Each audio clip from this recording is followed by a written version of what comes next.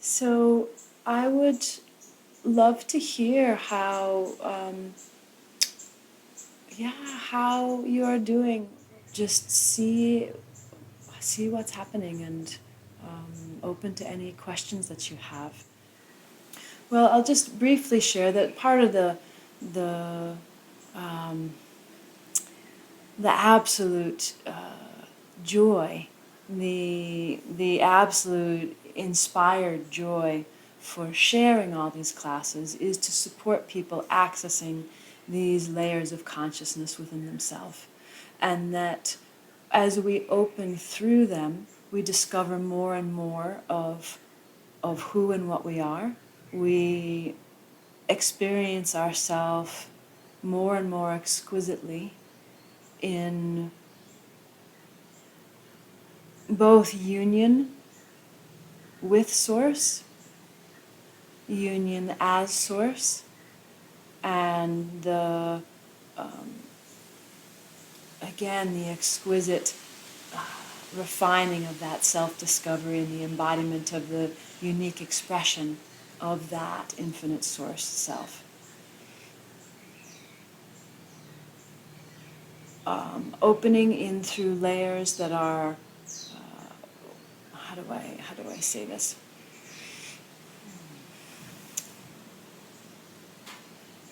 So my desire is for each person to have their own direct experience opening in through these layers. One of the reasons I share the way that I do in this kind of soft description of sensations, or when I'm sharing what's happening in the unfolding of a healing session in the soul classroom, is I'm offering the felt sense in that transmission for people to find it on their own, to experience it within themselves.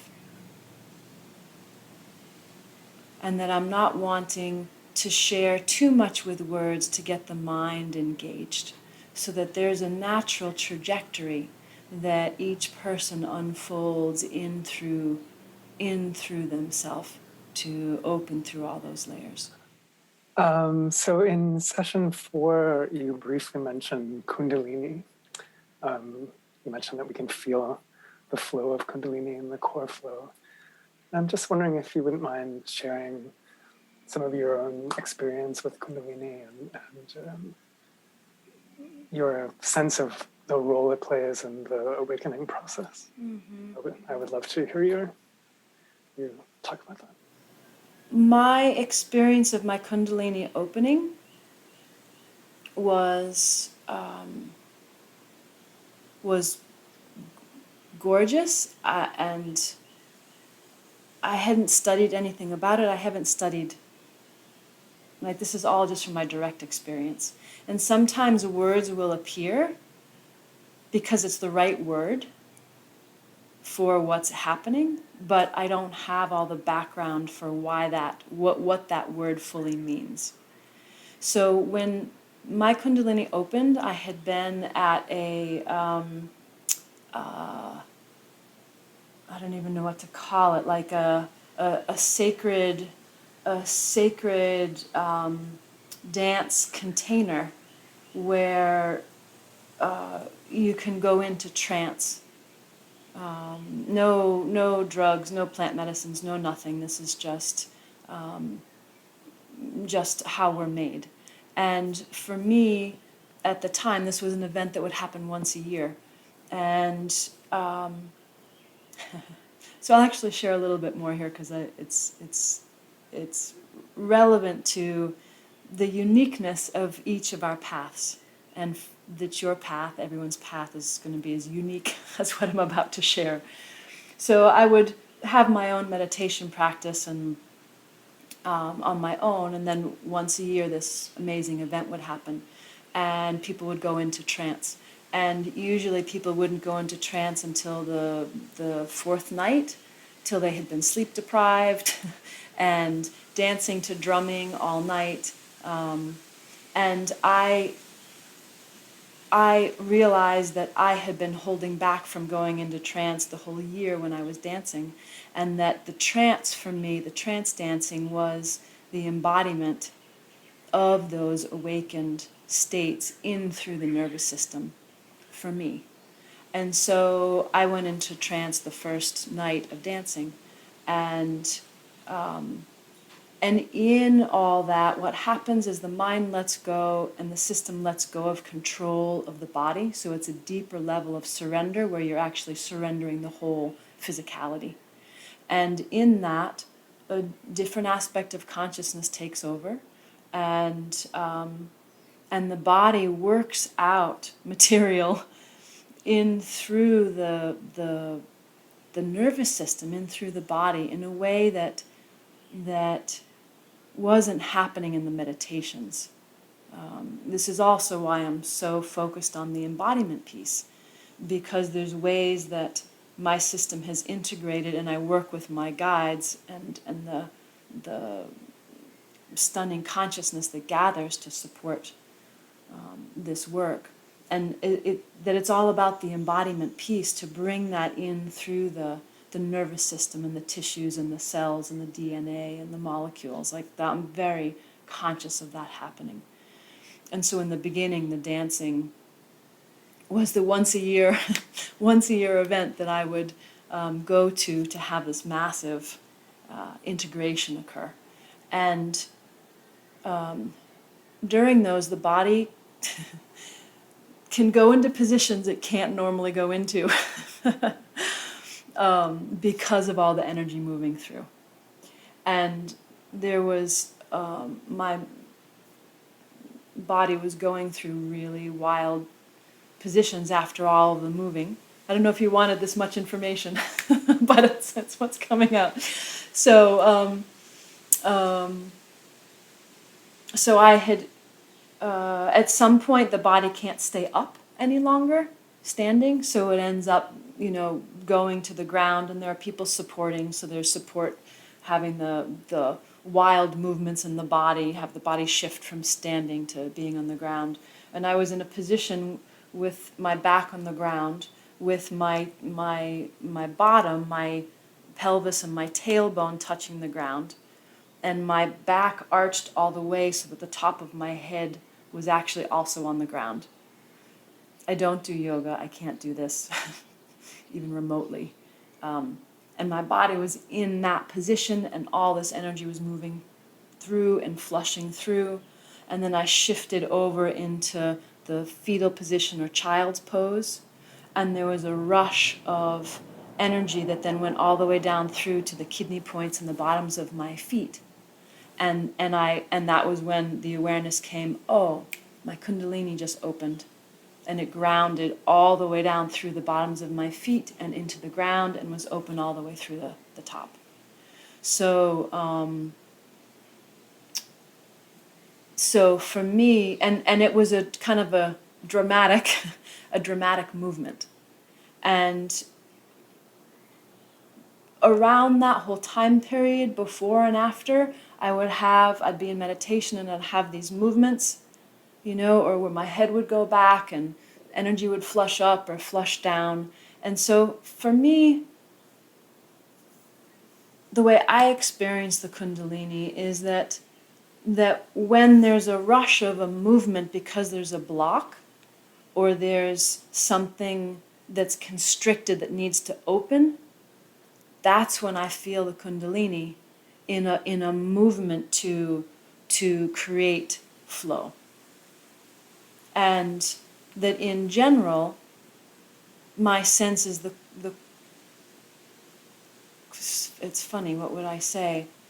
I'm present with it as life force. It feels like it's an organization of the infinite life force through an individuated aspect. And it has a purpose and a function and a life and a consciousness all of its own, as does everything else. And everything else and everything is also one. And that in the balanced state, I'm not noticing it so much. because there's a grounded present stillness, there's a flow, but an infinite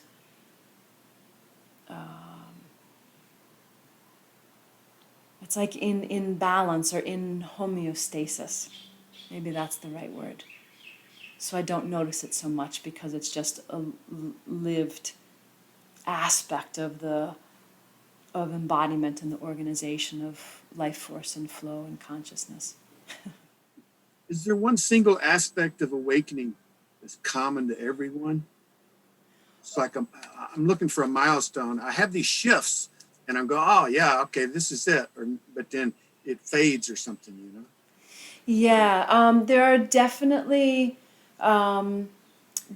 similarities, and they can happen in different order, you know, for people, and some can kind of sort of stick and others not, and then some we experience, and then there's a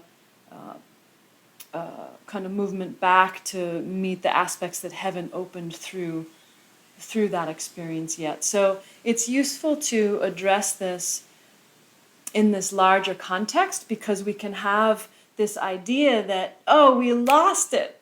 You know, I woke up and now I'm just, you know, whatever, whatever thought we have that comes after that, that's not as necessarily as pleasant. So, so some of the common feelings are beginning stages are opening through and experiencing oneness and recognizing you are the whole thing. An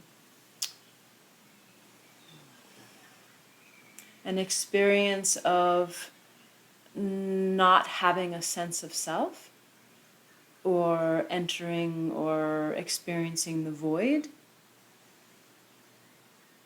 or nothingness, experiencing oneself as God and light and love,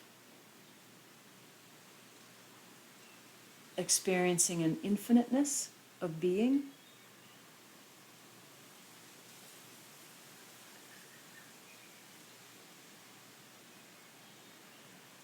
And often in those experiences, one can then open to, in that one experiences, that this is it. I got it. It's so fabulous. This is the end. I'm done. This is what everyone's talking about. Because one has a taste of what you are. And when you're tasting what you are,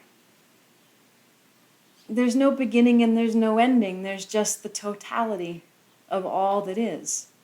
And so there's that sense of completion.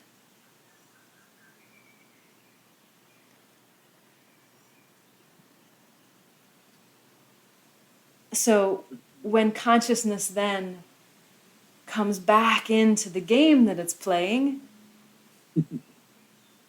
you know, with these layers of forgetting, you know, or these veils, and then you don't seem to have access to that, it can feel like you lost it.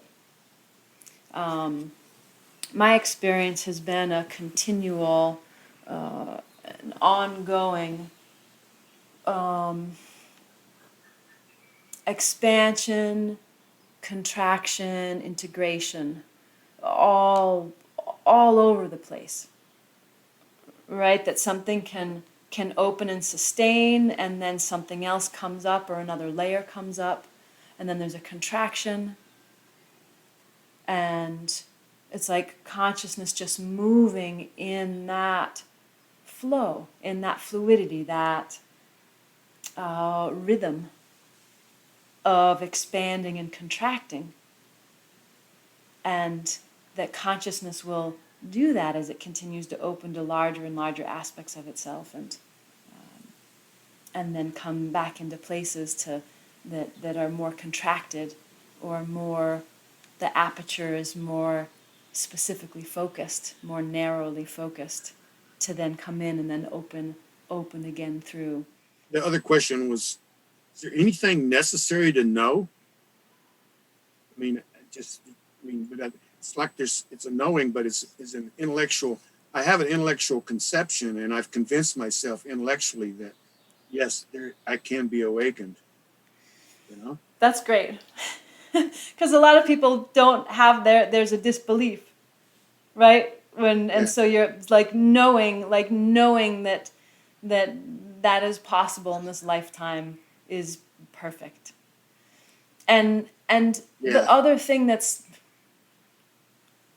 wild about the whole thing is that you already are, right? You already are all that, and that this is um, an exquisite journey that you have manifested for yourself to go through this unfolding of self-discovery. It's like opening presents, the unwrapping, That's a right? great.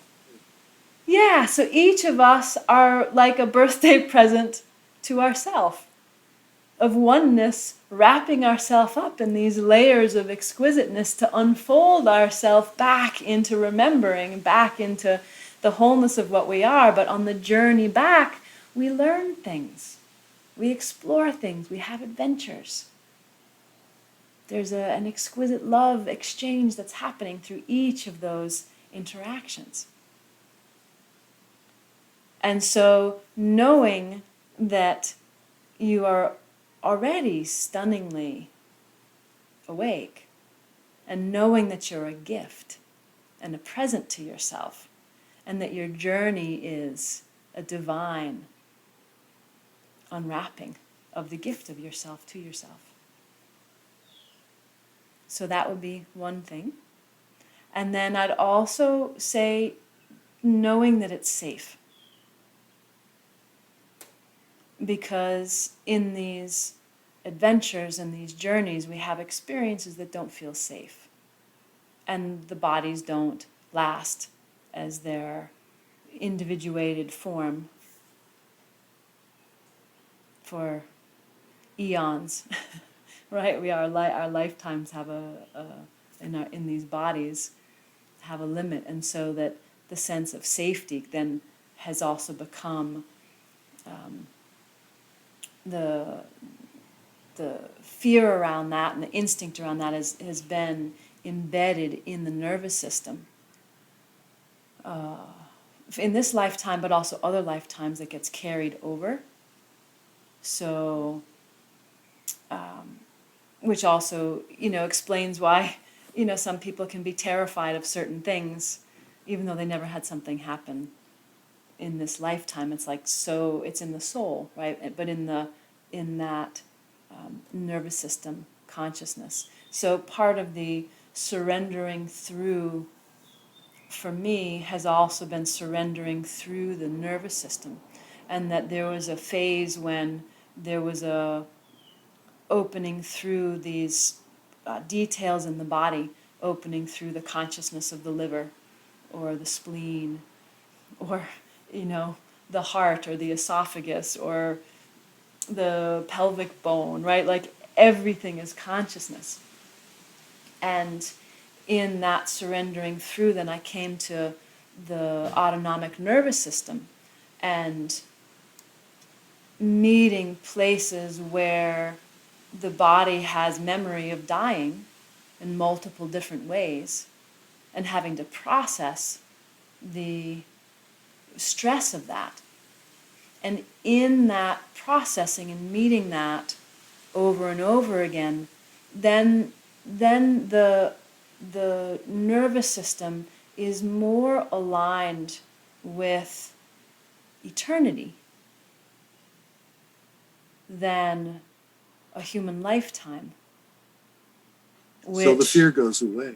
Right, so it changes. I mean, there still is an instinctual aspect that's natural. Hands still go out if you fall. Right? If you get too close to the edge of a cliff, the body instinctually, has a response of like, ooh, let's move away, right? So that part that serves taking care of a vehicle of consciousness, these precious bodies that we are gifted. But it's true, the fear starts to change. And that can show up in lots of different ways.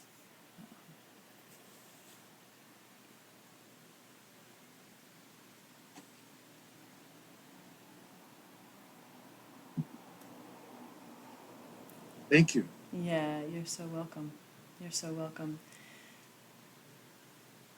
I'll just share a little bit more about that, surrendering through the instincts, because it's the same. It's the same approach that I have been sharing in this class is what I was applying in with those places of instinctual self-preservation. And and this gets more into surrendering through the perceiver. It gets closer into those levels than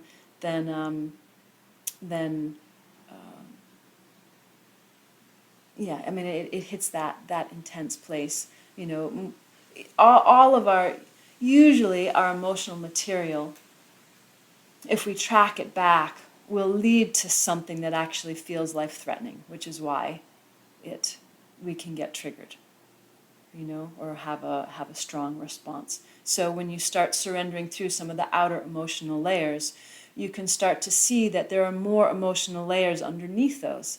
And if you keep surrendering through those, it usually comes back to some fundamental core aspect. And these techniques I would then also just apply to that same thing, and the feeling, so the felt sense of self-preservation. And I could start to feel it as a fabric, as a quality, the same way I was describing fear having a quality, or anger, or giddiness. Like if we imagine drawing them, like the quality, right? There's like a fabric, felt sense. The energetic molecular structure of each of these emotions are different. I'm kind of making up language here, but and so the feeling tone of self-preservation is a particular qualitative fabric, just like everything else is.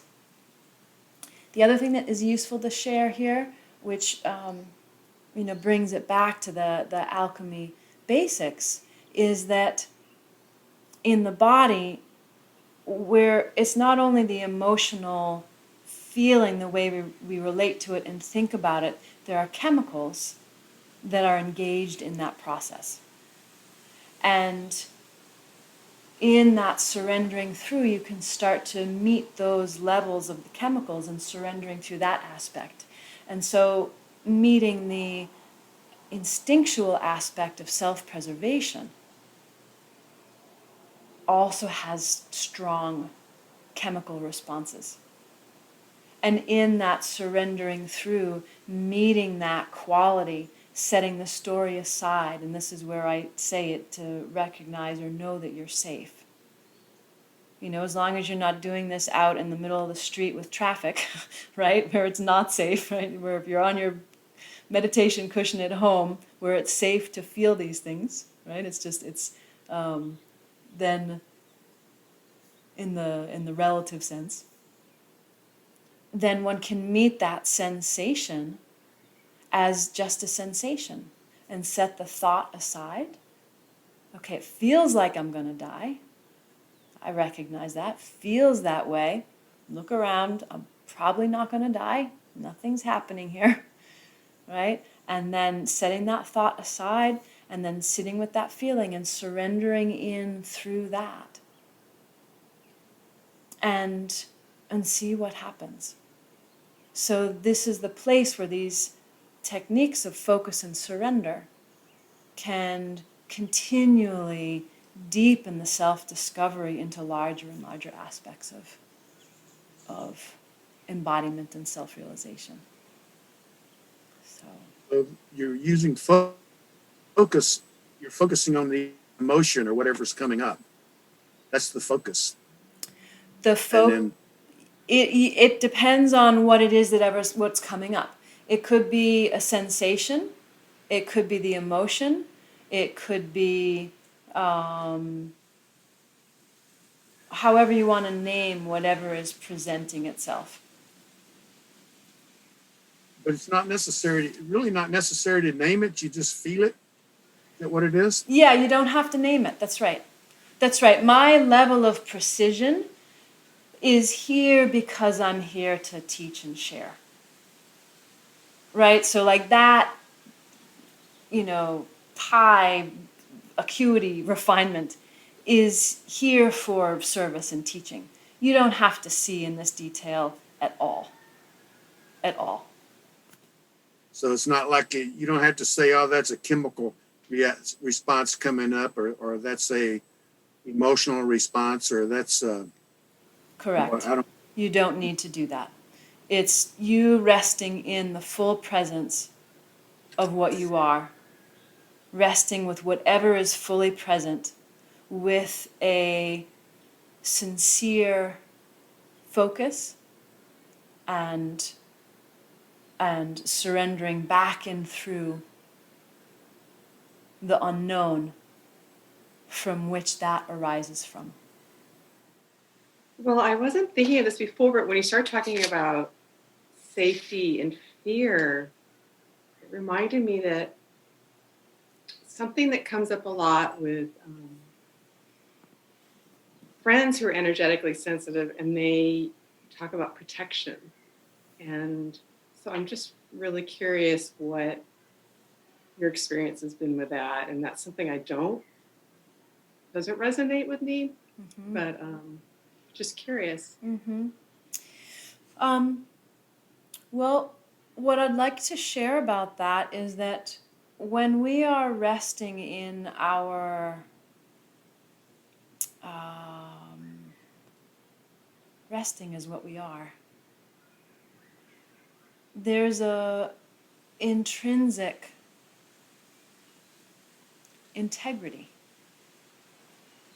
to your field, to your individuated expression of oneness. And that integrity could also be called protection. And when you call it protection, it has more of a defended thought around it. Whereas if you're resting in the fullness of what you are, there's an integrity to that. That's not about trying to protect, that's just innate beingness. Like you mentioned, it's a way of being, it's not a doing. Right. Because there's all these ways of doing protection or that my friend talks about. And so I that doesn't really feel right to me. So yeah. Thank you for that clarification. Yeah, you're welcome. And if that person was asking this question, I might say something really, really different. I would probably say the same thing, but then also speak specifically to what was happening for that particular person. I guess also this is sort of a segue because early on I had this spontaneous awakening where my ego went into fear from what I was seeing. And so I feel like there is still that part that worries about, I don't know, it's almost like this part felt like there was this invisible world and didn't know what was in it, and like there was bad things in it, if that makes sense. And that's what you saw in the awakening? It was during the process of I just got really opened up seeing, and it was like this part of the ego just got scared of what was out there. Mm-hmm. And what part of you wasn't scared in that experience? Yeah. So it would be a surrendering through the fear, that one has the fear, that part that's fearful. Well, I'm just wanting you to then clarify in yourself in this experience, like, okay, where was that fear coming from? Was that actually in the awakeness? It felt like both were there at the same time. It felt like there was this part that was totally calm, and then there was this part that was freaking out, if that makes any sense. Uh-huh. Was there a sense of your awakening and opening to something? Like you were talking about that, like... Yeah, it was just visually intense, like just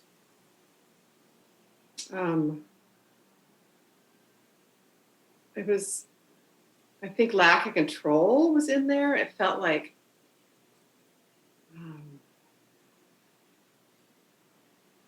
so huge. I don't know. It was like dimensions and prisms and beings in the room with my eyes open. And I was just like, what? You know, like no drugs. I was just like, what is happening? So I was overwhelmed. Some part of me was overwhelmed by the experience. And did that overwhelm sort itself out? Because you're now also referencing something that happened a while ago. Did that sort itself out?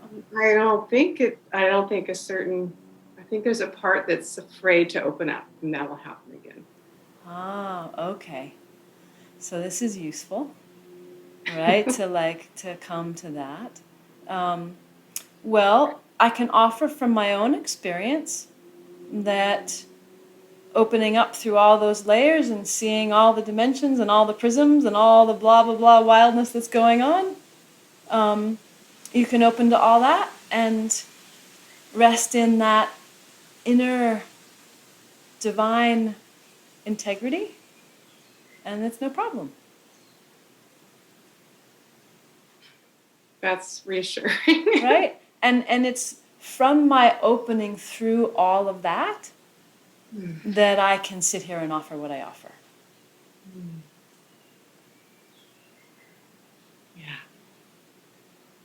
So my nervous system wants to really know that. yeah, and what I find so far, whenever there's a fear about something, I can always track it back to something that happened at some point in time that didn't fully finish being experienced. It didn't fully resolve. And you don't have to see the lifetime that it was from. You know, as I was just sharing earlier, of like, you don't have to see all those details. It just requires your presence and your willingness and that focus and surrender. And trust is really helpful. Trust and curiosity were the pieces that were also super helpful for me. Because there was a curiosity. I knew that whatever was on the other side of that surrender would be exponentially more satisfying. I trusted that everything was God. And so it continued to build my willingness to meet these really intense experiences that weren't relative to what was happening on the outside. I mean, we all have experienced a zillion times, inside and outside, someone having a reaction to something small that's just this massive reaction. Because they're not actually responding to that moment.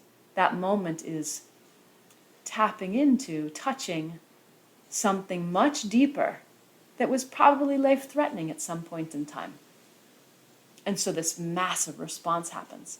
And all it takes is us being present with that sensation, whether we understand it or not.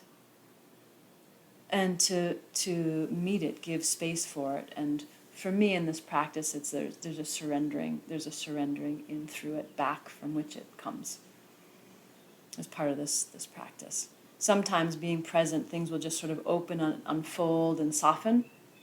And there's a relative beautiful healing that's happening.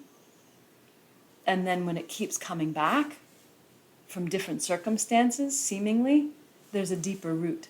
And then that's where this focus, surrender, aiming back through to the root of that then helps kind of reveal those deeper pieces and resolve them on a deeper level. So when you speak about, I'm sorry. Go ahead. When you would mention that switching the arrow and focusing back in one of your calls too, and pointing to your heart, is it always that feeling of the heart, or you're just following the energy back? That is an awesome, it's an awesome question. Well, the simple version is, now it always feels like the heart. But throughout all the years of meeting everything, I don't think that was my experience. You know, I would feel the fear, and I would feel it related to the adrenals, you know, the kidneys. Or I would feel anger in my stomach or in my liver.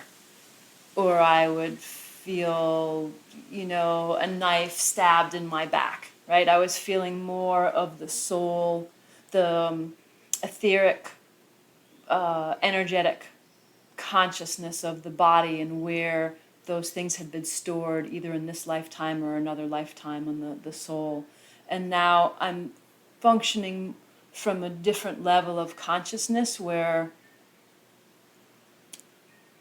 there's a, like, and I haven't ever articulated this before or even recognized it. So that's why I'm loving your question. Like I hadn't realized that. Like, oh yeah, everything actually does feel like it comes from my heart now in terms of the emotions, because I'm resting in a reality where my human experience is all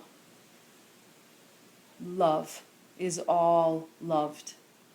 And so when I'm tracking it back even through the soul level, through a filter of an experience that's been categorized in the soul kind of memory system, memory bank, I still actually feel it in the heart. So thank you. I just discovered something from your question. So thank you. Yeah, thank you. And this, what you're asking about, is just really relevant for all of us, because we follow, in this unfolding, they come back to these core things around a sense of separation from self, or not from self, a separation from self as source, separation from the totality that we are, a sense of individual meanness that feels me, the me that feels separate from the infinite me, even though they're the same. And having practice with the easier places of surrender gives you that, strengthens your capacity, so that when you do meet these places that are instinctual or feel life-threatening, or these places of safety, then it can be easier to surrender through those. Because the reality, right, the other thing that you were saying, right, I mean, in a certain sense, it's just completely absurd in that we open to complete freedom, infinite love, you know, absolute abundance, power, creativity, life force of being that. And then some part of us gets terrified, you know? So, but that place that's getting terrified is kind of like it's a memory bank. It's a memory bank that we're still relating to as if it's happening now. Right? Which is another whole thing of like, what's now, what's past, what's future, what's memory, you know, what's now. It's like it's an embodied, identified, there's an identification with an experience that didn't fully let go and free itself from the coupling of the thought, the emotion, the experience, and the memory of the chemistry that brings all that together into a lived experience of a human reality. So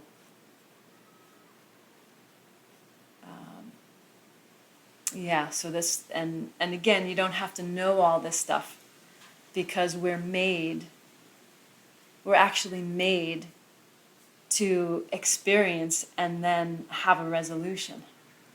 And so this is why coming into presence and just grounding in through these meditation exercises and through the core flow, resting in the heart with the heart and mind surrendered, when we come into that resting place in ourself, our system just starts organizing itself naturally. And sometimes things seem to be more stuck or more embedded or have a deeper, they've been experienced so many times that they need a little more attention, which is where the focus comes from, the focus and the surrender. And so you can rest in that presence and things will unfold. But when things come up that want attention, that's when it's really helpful to apply the focus and the surrender. And through that, knowing it's safe, trusting, being willing, and curious can all really help that continual unfolding. There's an example I'd love to share. So the short version is, there was a partner that I had a number of years ago who would have a beer, one beer once a week. Maybe one beer twice a week, but once a week. And he would have the beer, and I would feel like I was going to die. Right? I didn't realize at the time that I thought I was going to die. I was just really upset about it. So in that moment of being fully present with that, and like starting to see, okay, what's happening? What am I actually feeling? And seeing, oh, I actually feel like I'm going to die. And so then I surrendered, and then I surrendered into opening up into a past life where he had been my partner before and had become an alcoholic. And in that culture, at that time period, and our resources, I couldn't get a job. There was no way I could support us. And so I died. Right? So this lifetime comes around, he has one beer. He's not an alcoholic. He doesn't have an issue with alcohol. Right? But that person drinking beer, I then have an emotional flashback to, oh, this is bad. I'm going to die. I know it. I know it's going to happen, right? So there's also a acknowledgement of honoring the absolute wisdom of our responses and trusting them in that they made sense at some point in time and that it's safe to feel them. So with this stuff coming up as safety, of like seeing kaleidoscopic universe of dimensions and prisms and all sorts of wild things going on. All right, well, you went to the Universal Studios, right, with all the infinite movie theaters all happening at the same time, and you just got scared. It's okay. You know, it's like keep breathing through that. Like, okay, yeah. Woohoo, look at all that. Universal Studios. So that feels like a full response to support you through that place in yourself around safety and expansion and being present with what comes up. How does that land for you? Good. Thank you. Yeah, I felt a deep letting go when he said, everything is God. So I feel like I can play there. There's something there for me. Something let go. There was a relief. So Right. Yeah, that was, I'm so glad. That was the thing that I would always say to myself. Like, I don't understand it. This feels horrifying, or this looks horrifying. If everything is God, this must be God. I don't get it, but it's safe to surrender. And that was one of the key things that made it possible for me to surrender through all the past life material that was coming forward to be resolved. So, and always exponentially opens up exponentially into that discovery of God and the infinite self. thank you. Yeah, you're so welcome. Joy. Thanks so much. Yeah, you're so welcome, and I'm so happy to share about this, because we're all in this together, right? We all hit these places of like absolute abject terror, and it's safe. It's safe. So for me to be able to share, that I've surrendered through those things, and I always come to, always come to something, a deeper truth that is exponentially satisfying. Yeah. So, guaranteed. Yeah, thank you. Thank you so much. Yeah, you're so welcome. Great to be with you, and thanks for all you do and all you be, and in this classroom. It's just a beautiful, safe, warm container to explore. And that last question that really articulated my question for me. And so it's what I'm currently experiencing is so a sense of expansiveness, a sense of mystery. And then, as Anne described, there is an intensity, and I could say it feels like nervous system dysregulation, maybe, or a lot of creative energy. I don't know, maybe both. And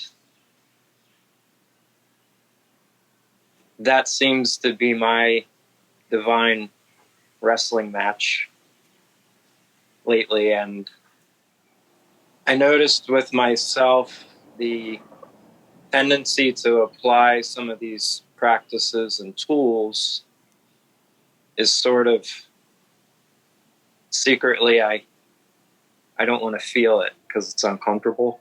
Mm-hmm. And it's like, okay, well, if I surrender through, it'll go away. Or there's a whole category of people that come to meditation to avoid. They come to meditation to transcend. And it serves and is profoundly helpful to find that expansion, find that love and truth in the midst of things that have been really challenging. But that's part of the process, because that expansion and love then needs to ground. It's like a tree with branches opening wider and wider to the sun. It has to have the roots underneath the ground opening just as wide as the branches do for stability. Mm-hmm. So your awareness of your not wanting to feel it is beautiful. some people haven't gotten to that part yet, right? So that you're aware of that is really useful. That can also be another layer of feeling that one surrenders through.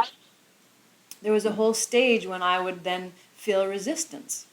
So the fact that you're aware of that is is great.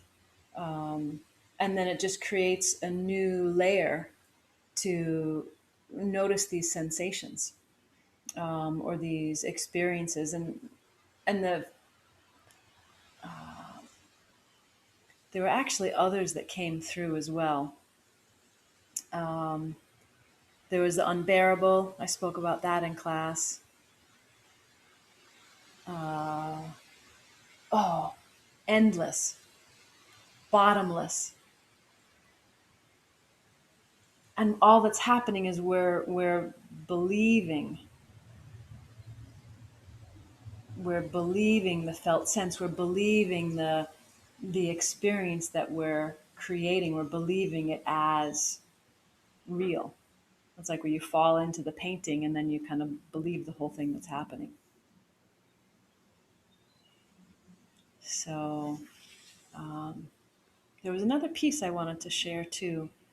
This was another thing that just a personal thing that came up in relation to the resistance that somehow also really helped me, and there was something really funny about it.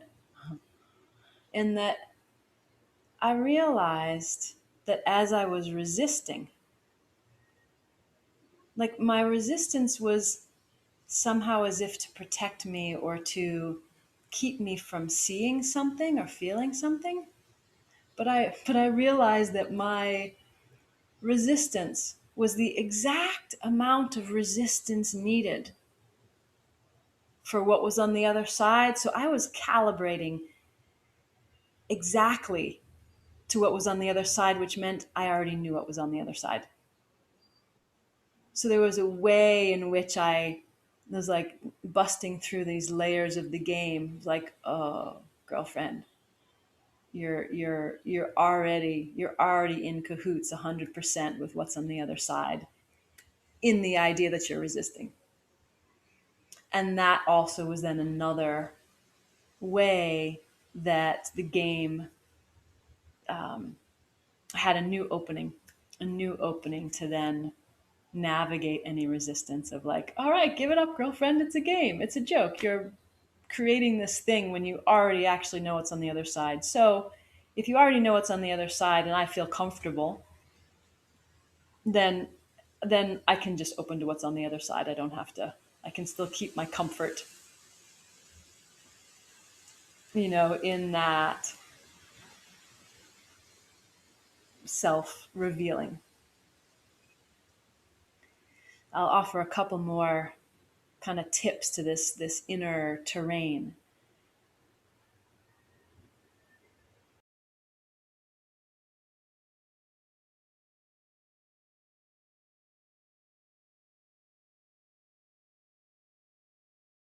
Deeper we are in ourself,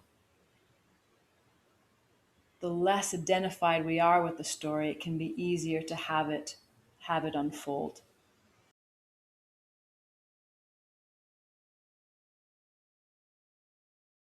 The way that I would do that would be to,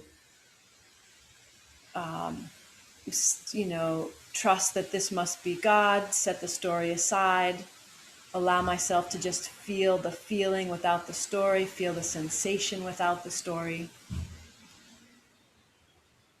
And then it would help loosen the emotion from the idea behind it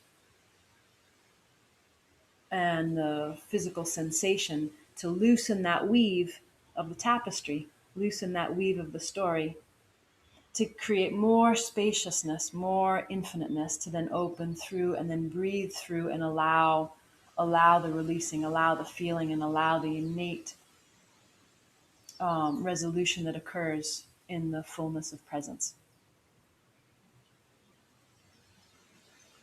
As I continued to open through these layers of consciousness, the sensations change in that a much larger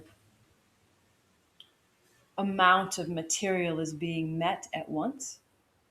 And so some of you are going to be going through these experiences, and it feels like with this all this wind blowing, the image is coming as if you're going outside and there's a big wind and you're trying to pick up all these things one at a time. Whereas if you open up as the larger aspect and just let the wind will just come and clear it all out at once, then you're still feeling all the individual rocks being picked up, but you're not picking them up one at a time. You're resting in a deeper place where, yeah, you feel all those little bits being picked up, but they're being picked up in a larger movement or released in a larger movement. And so for me, and this also comes a little bit back to the initial question around these different layers and planes, that for me, every time there's a surrendering in through a larger and larger aspect, the releasing sensation includes so much more, but in a greater refinement of detail. So there's a ton more, but it's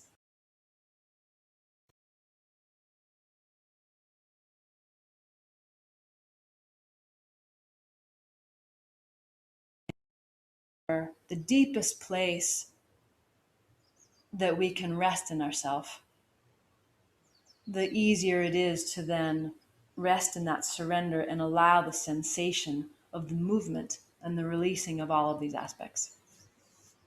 But it all started for me with one emotion at a time, one experience at a time, to then continue to open through these larger and larger layers where I'm then present with the light, the light coding on the precursor on a subatomic scale of consciousness that then comes all into form as to what we see right now, so but all that encoding in those stories are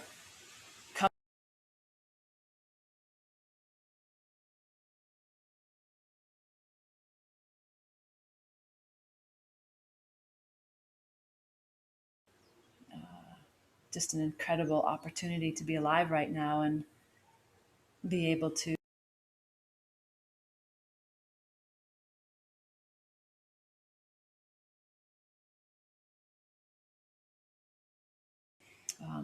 so back to the resistance or the places of fear, like they all make sense. All of those feelings come up because something happened at some point in time where that response made sense. But when you're sitting on your couch where you are right now, right, like everything's okay.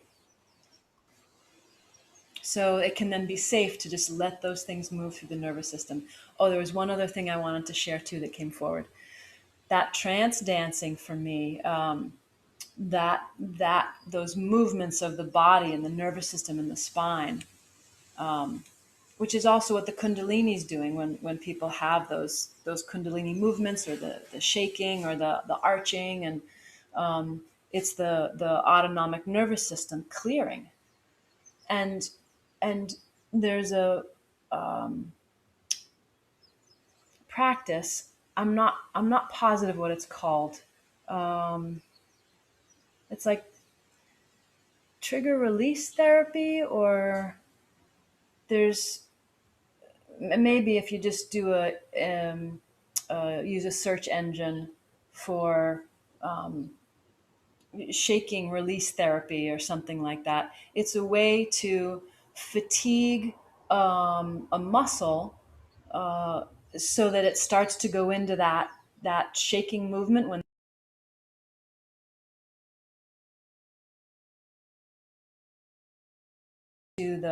into the body, and and you can access some of those states that's similar to the trance dancing, where the autonomic nervous system is given a way to start processing material that the mind just doesn't have to register at all.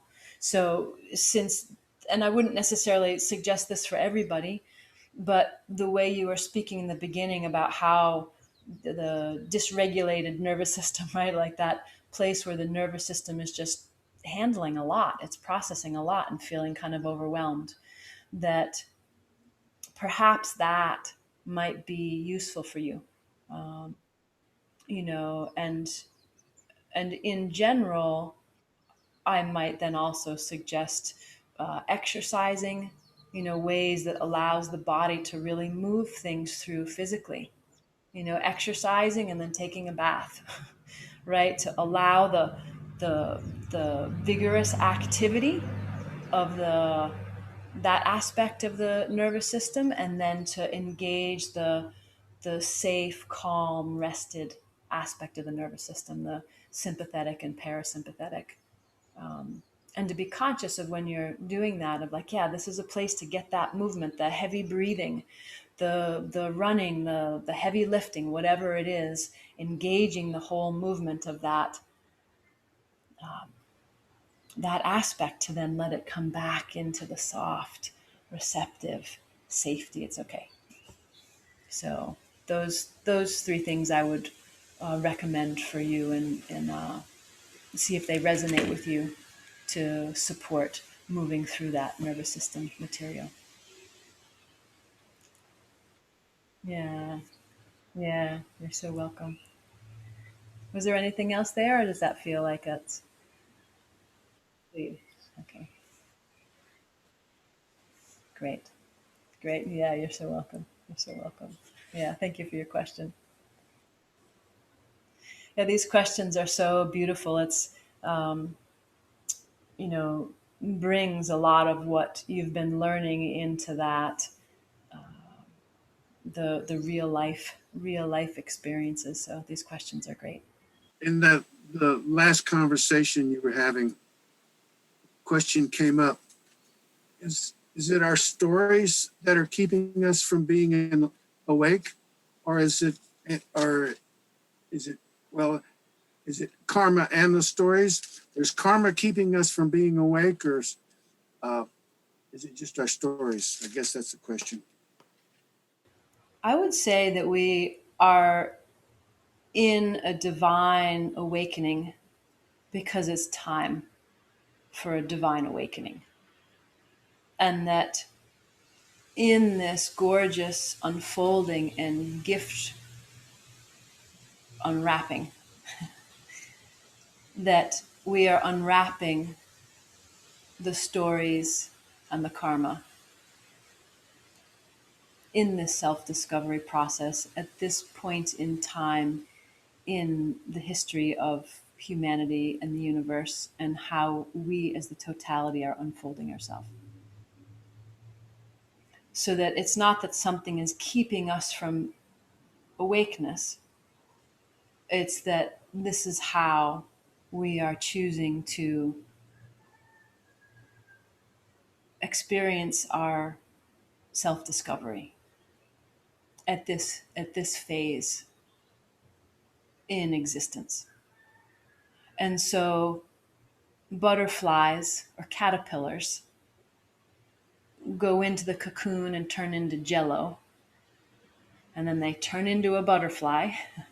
They have to fully let go of their identity, rest as mush, surrender into the divine blueprint unfolding of their butterflyness. And then the cocoon, they have to break open.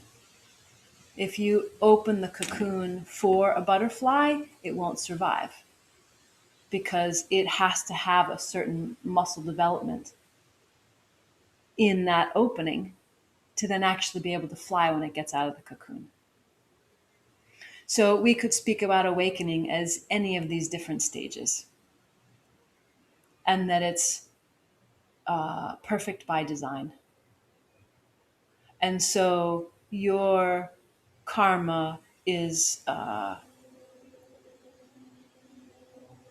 what resolves and dissolves, and the stories have been divine adventures. So when you meet it from this perspective, it's a larger perspective looking at the whole thing, as opposed to being inside the caterpillar or the jello or the butterfly that's like, trying to like get out of the cocoon, right? So from this larger perspective, it looks different. And remembering that can both help you come into the frequency of that larger perspective, which then makes the whole thing easier or enjoyable, and helps support it unfold, and also helps you access that frequency of yourself, which is resolving the karma anyway and resolving the storyline anyway. It's the deeper truth that is in that resolution process. And you, as the person in the story, are the gift of consciousness that is getting to go through that that alchemy. It's like we're the whole thing. We're the whole thing. We're the butterfly, the cocoon, the jello, the caterpillar. We're the impulse to make a cocoon. We're the thread of the cocoon. We're the sun shining on the cocoon. We're the food and water that were eaten by the caterpillar before it even thought of making cocoons. So when you start to come into that, like everything starts to loosen. Everything starts to loosen more and more and more. So it's a completely different way of relating to karma in the story. Of that, it's not that they're keeping us from something. It's the divinity that's happening. Any moment of that, any particle of any of that, of the story of the karma, is always a doorway into the truth of what you are. Because all of that is part of this game board, which is being manifested from a deeper level of reality. And so part of the purpose of the whole story is to experience through that whole plane, that whole storyboard, game board. And to have the experience of the unfolding and the awakening in through the experience of time. So that's part of the design of this game board. And we're going through such massive, rapid evolution that all these game boards are starting, multiple depths of game boards are all becoming more accessible. And bleeding into each other, where we can then start to have this conscious holographic existence. And this is more what the alchemy and advanced alchemy courses are about, is helping awaken all of those layers to come into a deeper embodiment. And people may or may not have that clarity of all of those layers together the way that I do, but the felt sense of all of that is available as we each open into ourselves to start to come into harmony, and that felt embodied harmony of more of what we are on all these layers of consciousness. So this game of the story and the karma, we can relate to it from within the story and the karma, which is also part of the divine unfolding. And then we can surrender through the story and the karma to the deeper layers of reality underneath. And if I bring this back to another person's question about the transcendence. Some people surrender through to then transcend and just stay in those deeper places, but the full cycle is when that access of those deeper layers then transforms the substance of the conditioning in the story. And it can either transform it and it resolves, or one then can live in through the story and the resolving of the karma, recognizing the wholeness that they are and being in the joy of the living, the joy of the experience, the joy of the unfolding, the joy of the story. So that was a long response to what you shared, but did that help? Did that work for you? It's beautiful. Thank you. Thank you. Yeah, you're so welcome. You're so welcome. Your experience distinct masculine, feminine aspects on each of the game boards. How do you experience and describe those experiences? Once I got the knack for this focusing and surrendering, and also bringing two aspects together to surrender into each other, I would then rest in meditation, and there wasn't a doing happening. I wasn't trying to do anything. Something would come forward in consciousness and be fully present. And so something had appeared as distinct, as separate from self, in such a way that I was perceiving it, seemingly on the outside in a meditation.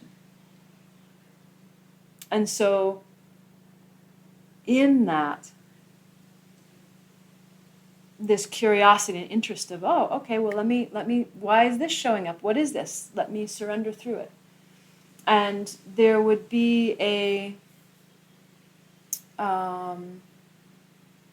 one of the things that was coming forward because of my being single was this deep sense of longing. And so longing would come up in meditation, or different kinds of longing. And I would need to surrender through them. And in that surrendering through that longing, there'd be a surrendering in through these deeper layers of consciousness, opening up to a larger aspects. And there would also be at times a divine masculine presenting itself on the inside for the divine feminine to surrender into, or a divine feminine showing up on the inside for my divine masculine to surrender into. So there was this union of the masculine and feminine on the inside. And in that full surrender, it would then bump me up into the next larger layer of existence, in which I then opened up as an individuated aspect of consciousness, and then would open up at some other point into the oneness of that consciousness, discover the inner masculine and feminine of that whole plane, and then those would surrender into each other and then bump me up to the next level of consciousness. So again, these aspects of surrender, focus and surrender, continually deepen the embodiment and the awakening and self-realization here. So, and it wasn't that I was seeking any of those things or was taught any of those things. So in that inner movement, it was just how consciousness was unfolding itself in that game of presenting this next piece and this next piece, and then my continual surrendering back through continued to reveal these deeper workings and subtleties of consciousness of individuation, of oneness, and of the realities and game boards we manifest to then project ourselves into with an individuated vehicle to then have an experience and a reality and an unfolding. So I spoke about this in the class when we were working with the heart and the mind and surrendering the heart and the mind into oneness. And this was the initial stage for me of how I was framing the masculine and the feminine, and the union of the masculine and the feminine. And in the beginning, there was this sudden recognition that I seemed to have too, that the mind seemed to be separate from the heart, and that there was a residing in the mind, strategizing to protect the heart, to protect the emotional reality. And so the mind was strategizing based on the past, projecting into the future, how to take care of myself emotionally or physically in life. And this experiment of the surrendering came forward in this meditation where the heart and the mind surrendered into oneness. And there was a recognition that I hadn't been living in the present moment, or rather my experience wasn't living in the present moment. We're always living in the present moment. But how I was choosing to live that present moment was in the mind, in this idea of past or future. And the whole point was navigating to protect a sense of vulnerability. And when I surrendered in that moment and the heart and the mind were resting together, vulnerability became completely present and not separate from or not needing protection. And I want to explain this a little more. In that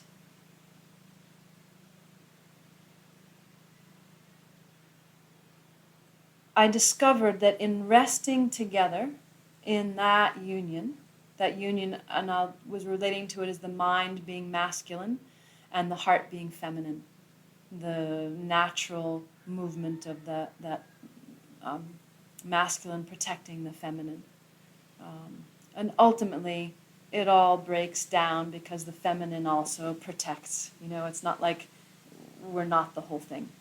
But the way I was relating to it in that meditation was the mind was active and strategizing to protect the embodied presence.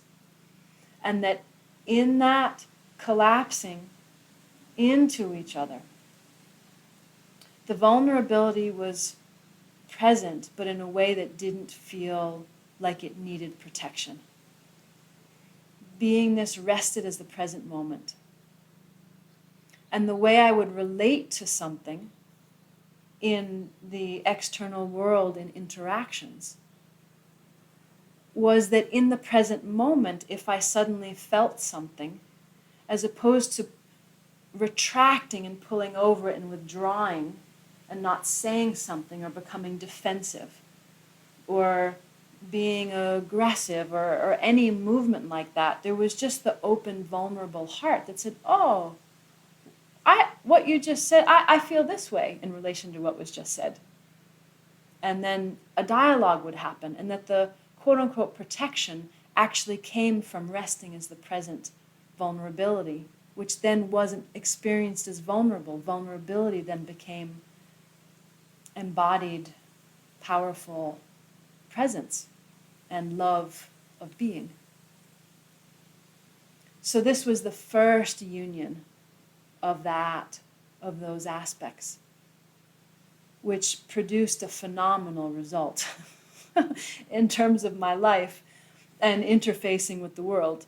And it was also very disarming for people, because something would be said and I would respond with a completely open heart. and just naming what was happening. And it was in that present moment that I was living the truth of our intrinsic nature, of having experiences that just unfold in each moment. And that all of the self-healing that was happening through the focus and the surrender was tending to a backlog of experiences that happened that hadn't fully been met in that moment of truth in that way.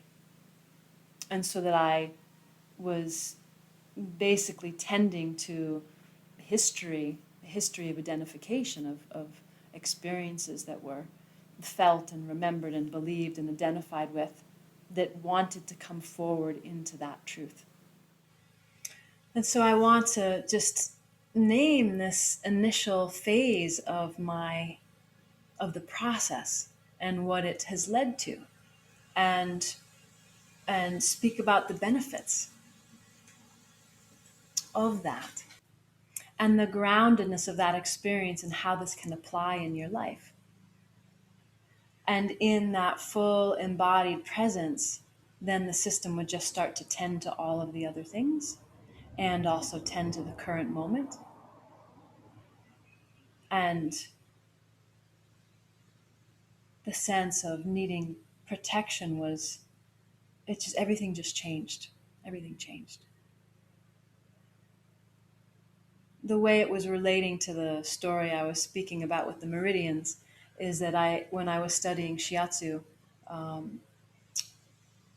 one of the exercises was to feel the energetic pathway of the meridian, a particular meridian, any one, but to pick one, and to feel the yin and the yang spot within that meridian. And at the time, the directions were to surrender and breathe through the hara, to breathe through the dantian or the lower abdomen in terms of Chinese medicine. And now I would relate to it as surrendering, that there was a surrendering of those two spots of the yin and the yang into oneness. And that in that experience, I had the felt sense of my thumbs that had been in different places, about 1.5 feet apart, suddenly felt like they were actually on top of each other and in the exact same place. And I burst out laughing, and the whole meridian balanced from finding the yin and the yang, the duality, surrendering into oneness, and then what seems to be two remembered itself as one. And so this is also the invitation when you're meeting the mind and the heart, seemingly two are actually one. Opening through emotional experience and the depth of the totality of yourself, seemingly two are actually one. Meeting any of these aspects of your consciousness on the inside, when we surrender into that depth, the duality collapses into a deeper singularity. And so this question about the masculine and feminine, whether we want to use those words or not, there's a overarching aspects that for me continually have appeared in each of these planes that are overarching organizational aspects of the divinity that we are, and that those two also surrender in to oneness to then reveal a deeper, inclusive, singular totality. I don't want to put you on the spot, but Well, I don't have to answer it. but you don't have to answer it. But do you ever confirm awakening for people? No one has ever asked me that before, and I don't even know if it's something I could confirm, in that it's an unfolding evolution, and there are kind of benchmarks, but those benchmarks just keep deepening and deepening and deepening through these layers of consciousness.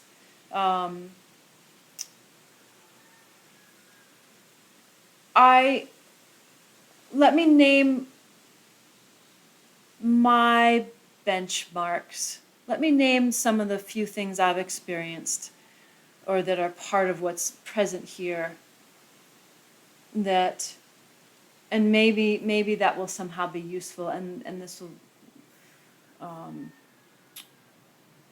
so let me just do that and see if that helps you, because there are some things I didn't say when you were asking earlier about the kind of benchmarks. So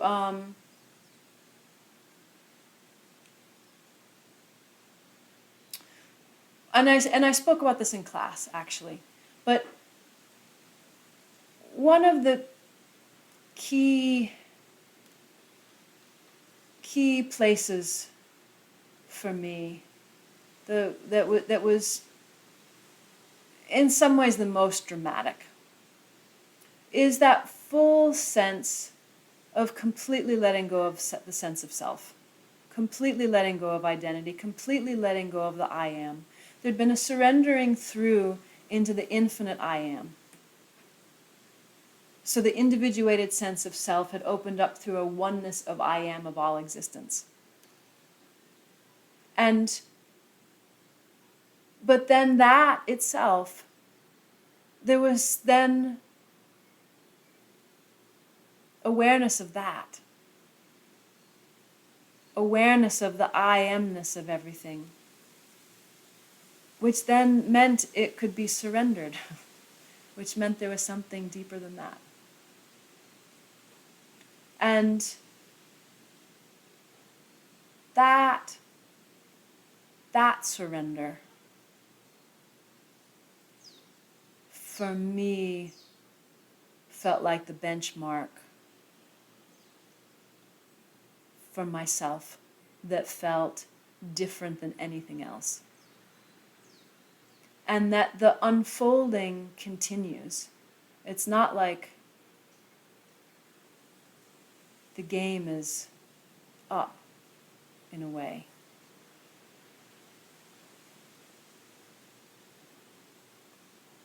And that surrendering through that lens of self, no matter how large, like that's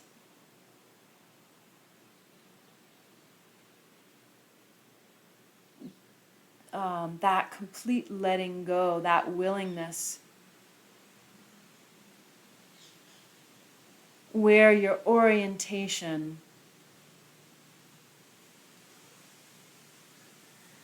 is completely free.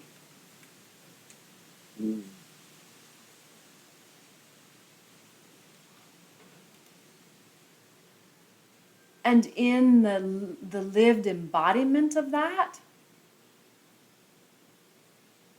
then there's no separation of the known and the unknown. There's no separation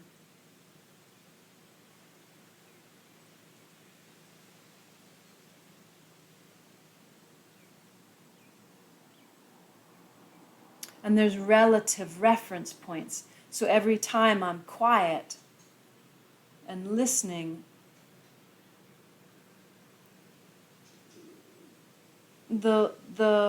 sometimes the lenses or the aperture, right? That aperture of focus shifts from, what's present in the vision here, what's present in the vision through my guides, what's present in the vision of the participants, what's present in the vision of the soul classroom, what's present in the vision of the universe, what's present in the vision of, right? So the I am, the field of the intrinsic identity of each of those aspects still maintains its integrity. And yet the fluidity of the lens of I am sees itself and knows itself fluidly through, with a respect and an integrity. of the distinctions of oneness within itself. But that initial resting as the totality of I am, of the infinite I am, surrendering itself, that for me was was definitely different and the benchmark, and different than opening through layers of oneness, or opening through different realms or layers of consciousness. So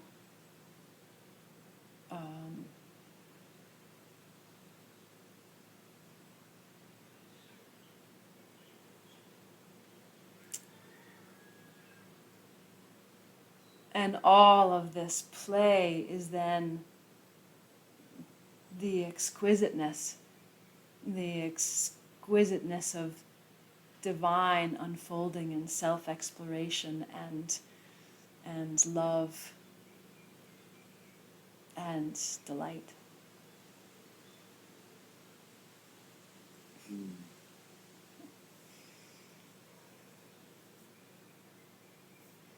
Thank you. Yeah, you're so welcome. And so I share this as a reflection back for you to be in that depth in yourself. And no one has ever asked me that question before. And in a certain way, it's a funny question for me, in that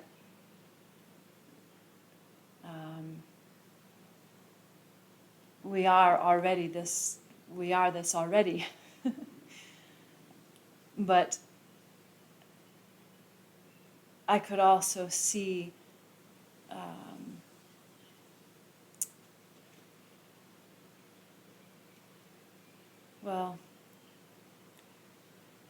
I think sitting in meditation together, being mirrors for each other, right? That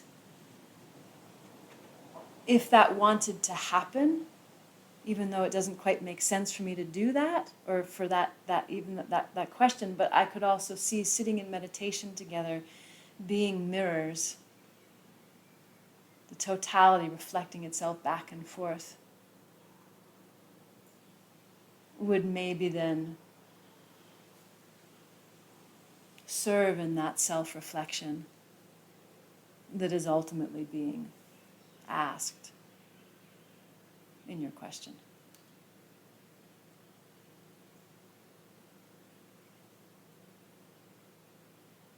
So,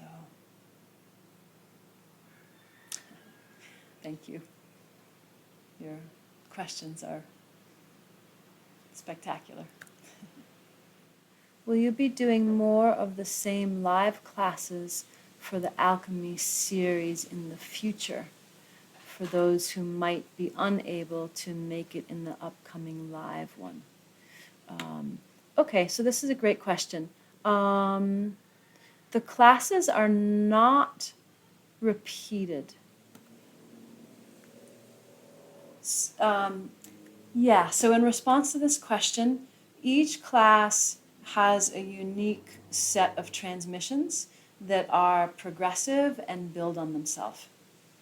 So the AlcheME video series is the prerequisite for any of the upcoming advanced AlcheME classes.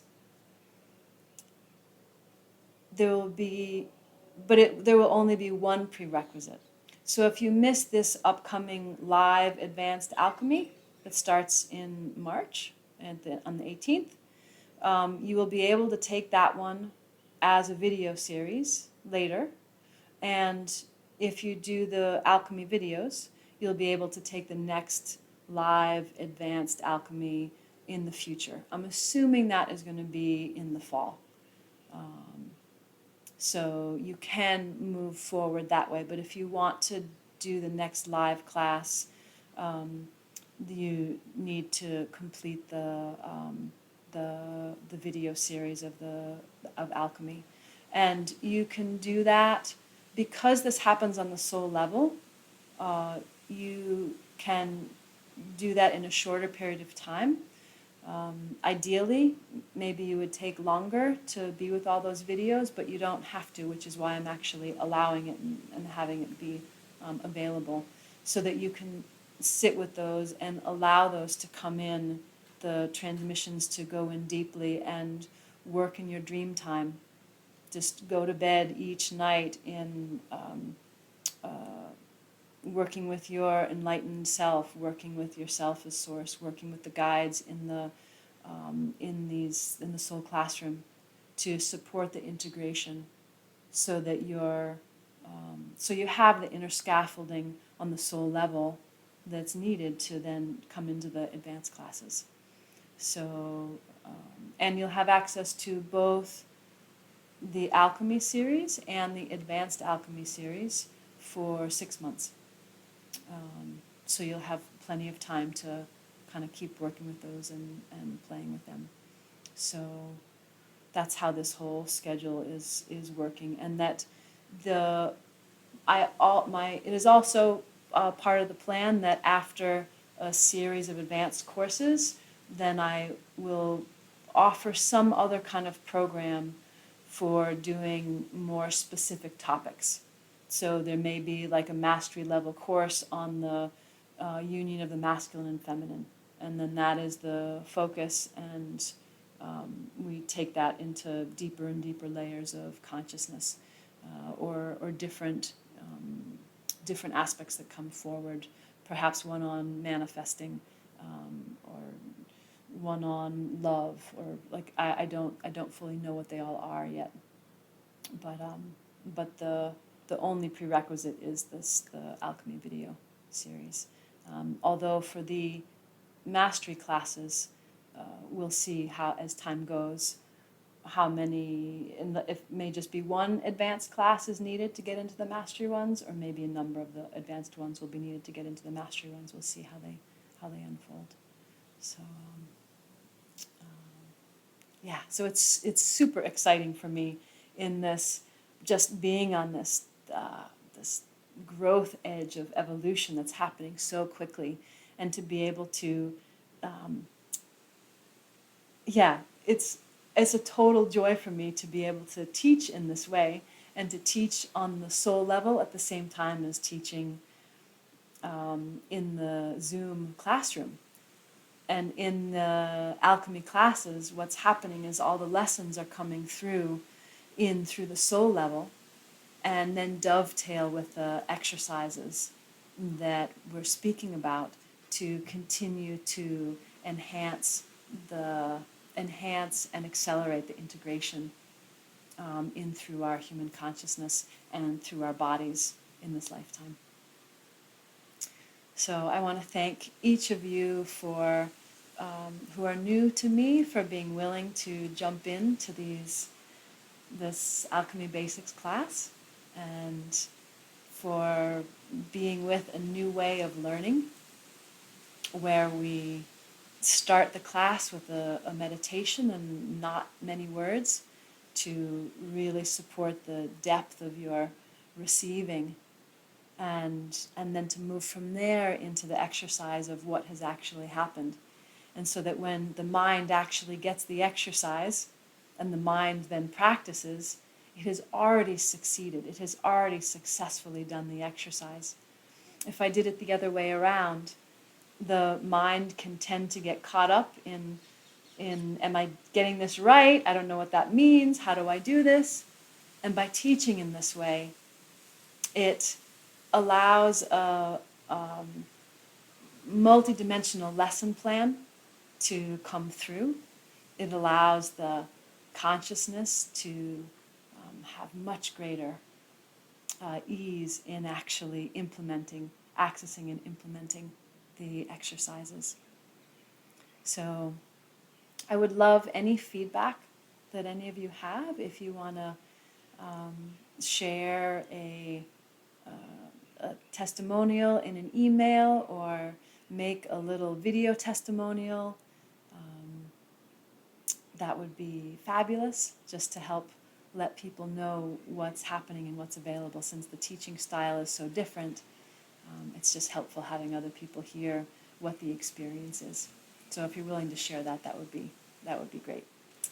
Yeah, if you're not drawn to move on to the AlcheME classes, I offer once a month live stream healing. And I've done a few free ones the last few months because of events that were happening. And usually they're a monthly class that's really affordable, and you can just sign up one at a time and join that. Those are usually on Saturday mornings for a couple of hours once a month. So that's another thing. And if you're not on the newsletter, that you can get onto the newsletter, and then you'll be informed of upcoming things. If anyone feels moved to just share how your experience of the class, and yeah, how it worked for you. So just a couple minutes each, if anyone wanted to share, I would love that. I appreciate that. What you offer is so unique out of all the teachers I've experienced. The way the way you see everything and can explain it, it just is fascinating for me. And I love your humility when it's, I'm not sure what I'm trying to say, but just really appreciate falling into your world for a few nights every week. So thank you for everything. Thank you. Yeah, you're so welcome. I didn't know anything about your classes. I had never heard the term multidimensional self. I had no clue what it was about. Really had no clue what the class was about. But got an email about the free sample to see what it was like, and found the energy transmission profound and felt called to dive in. And it's been transformative. Well, I didn't really have expectations because I didn't know what I was getting into. So maybe that's a good thing. But it's been very surprising and phenomenal. I mean, I can't say enough good things about it. It's interesting in that I've done like 45 years of therapy, had a lot of stuff to work on, felt like I had really thought I worked through a bunch of stuff, but have found taking the course amazing insights I never came close to in those years of therapy. Never came close to, of understanding how, like there's not right and wrong. It's all perspective, and really, really grasping the oneness, really feeling on a level I could never have imagined, the intense oneness, and with that, all this compassion instead of judgment. I was raised that an intelligent person should judge everything and have an opinion about everything. Now I realize there's no reason to judge anything. There's no reason to have an opinion about anything. It's so freeing. And to just, everybody's another me. And I knew that, but I experienced that in a whole nother way now. And any class you offer, I'm going to be there because it's phenomenal. And I realize everybody has a different path. Everybody has different priorities. But to me, you're connecting to your oneness, connecting to your spirituality is the highest priority in my life. And I had thought I was doing pretty good on my own, but this is gasoline on the fire. It's just phenomenal. So if anybody is like, I don't know, it's a lot of money, I don't know if I want to do that. Well, I was there. It's priceless. I could not say too much good about it. I really think that, and it's amazing. And every time I listen to the recordings, I get more, and I feel the transmission every time, and I get new insights every time I listen to it. So, I can't say too much good about it, but I'll stop talking. Thank you so much. Thank you so much. Yeah, it's been very fun for me to teach in this way. It's new. It was a shift with the second eclipse this summer of 2020 to shift to start teaching in this way in the soul classroom at the same time as teaching in dovetail with the Zoom classroom. Yeah, so it's totally wild and amazing and a glorious adventure for me too. So, yeah, thank you. And I don't think anybody should fret about, oh man, like you said, you're not going to be repeating classes. Like, oh, I wish I had gotten in on it, because incredibly, I don't know how it can be so, but when you watch the sessions, it has just as much oomph as when you record it. It's incredible. And what's really hilarious is that I'll listen to a session and I'll think that there's, I don't know, a tone of voice or a phrasing of words or whatever. And then I listen to it again and it's different. And I listen to it again and it's different. And obviously you're not changing each time, it's me. And so I make a shuttle shift, and then I hear it differently each time. And so it's such a gift to have the sessions, to be able to do them over and over and over again, because each time there's more juice in it. There's more oomph. And you know, I try to listen to a session every day. I don't make it every day, but do most days, because, and it's a big chunk of time. That's a big commitment, but it's so incredible. I really look forward to it. All right. Well, thank you all so much for being here and being a part of this journey. And I look forward to being with you again in whatever way that wants to take shape and form. So, huge love to each of you. Love and aloha from Kauai. And feel free to email me if you have questions about any pieces about signing up for the classes. And I look forward to seeing you in divine timing.